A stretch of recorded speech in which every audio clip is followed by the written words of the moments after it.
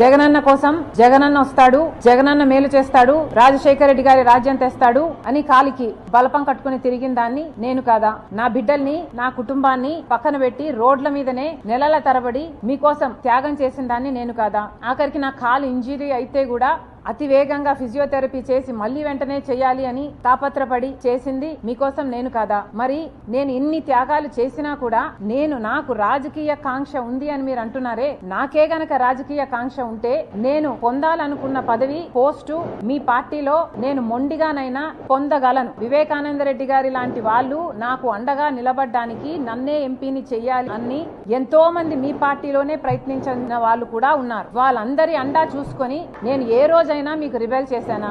నాకు రాజకీయ కాంక్ష గాని డబ్బు కాంక్ష గాని ఉంది అని మీ మనస్సాక్షిలో మీరు నిజంగానే నమ్ముతున్నారా? నాకు రాజకీయ కాంక్ష మీకోసం మీతో ఉన్నంత కాలం, మీరు ముఖ్యమంత్రి అయినంత వరకు నాకు రాజకీయ కాంక్ష లేదు, నాకు డబ్బు కాంక్ష లేదు. నేను ఏం చేసినా మీకోసం చేశాను, నేను త్యాగం అనుకొని చేశాను, నా అన్న కోసం అనుకొని చేశాను. మీరు ముఖ్యమంత్రి కావాలని రాజశేఖర రెడ్డి గారి సంక్షేమ పాలన మళ్ళీ మీరు తీసుకొస్తారు అని నమ్మి చేసిన విషయం వాస్తవం కాదా? మన ఇద్దరము నమ్మే బైబిల్ మీద ఒట్టేసి నేను చెప్పగలను, నాకు రాజకీయ కాంక్ష కానీ డబ్బు కాంక్ష గాని ఏ ఇతర ఆశ లేకుండా, ఆశించకుండా ఏ ఒక్క రోజైనా మిమ్మల్ని ఒక పదవి గాని ఒక పోస్ట్ గాని నేను అడగకుండా మీకోసం చేశాను, ఇది నిజం అని నేను బైబిల్ మీద ప్రమాణం చేయగలను. మీరు అదే బైబిల్ మీద ప్రమాణం చేసి నేను మిమ్మల్ని ఈ పోస్ట్ అడిగానని గాని ఈ పదవి అని అడిగానని గాని మీరు ప్రమాణం చేయగలరా? నాకు రాజకీయ కాంక్ష ఉంది అని గాని డబ్బు కాంక్ష ఉంది అని గాని మీరు రుజువు చేయగలరా? అసలు మనిషి మంచితనాన్ని గుర్తించడం రాజశేఖర రెడ్డి గారి దగ్గర నుంచి మీకు ఎందుకు రాలేదు? ఏదైనా ఒక లావాదేవీ కోసం, ఏదైనా ఒక లాభం కోసం ఆలోచన చేసే మనిషి కాదు రాజశేఖర రెడ్డి గారు. ఆయన బిడ్డను నేను ఆయన హృదయానికి దగ్గరగా ఆయన మాటలు వింటూ ఆయన హృదయంలో హృదయంగా పెరిగిందని ఆయన ఆశయాల కోసం ఆయన ఏ రకంగా అయితే త్యాగం చేసే మనసు ఆయనకుందో ఆ రకంగానే నేను కూడా ఆలోచన చేయాలి, ఆ రకంగానే మీకు నేను సహాయపడాలి. అంత నిస్వార్థంగా మీకోసం నేను త్యాగం చేశాను, మీకోసం నేను నిలబడడం జరిగింది. ఎంత బహిరంగంగా రాజకీయ కాంక్ష వల్ల నెపోటిజం అంటున్నారే.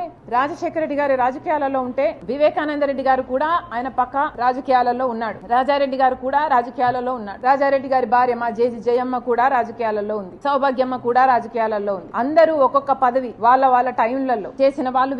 వాళ్ళంతా ఒకే జనరేషన్ కు చెందిన వాళ్ళు. జగన్మోహన్ రెడ్డి గారు నెపోటిజం గురించి మాట్లాడుతున్నారు. మరి ఆ టైంలో నెపోటిజం ఉన్నిందా? పాలిటిక్స్ లోకి రావాలి అన్న కోరిక నాకు కాదు కానీ మిగతా అందరికి చాలా మందికి ఉంది.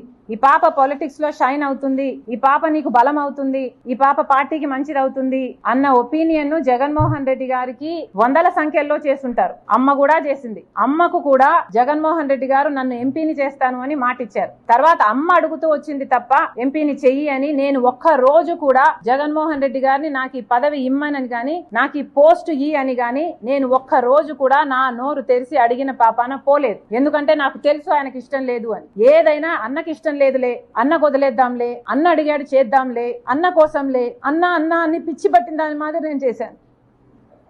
దానికి ఈరోజు అనుభవిస్తున్నా. అమ్మ చెప్పినప్పుడు కాదండి, అమ్మకి మాట ఇచ్చింది ఆయనే.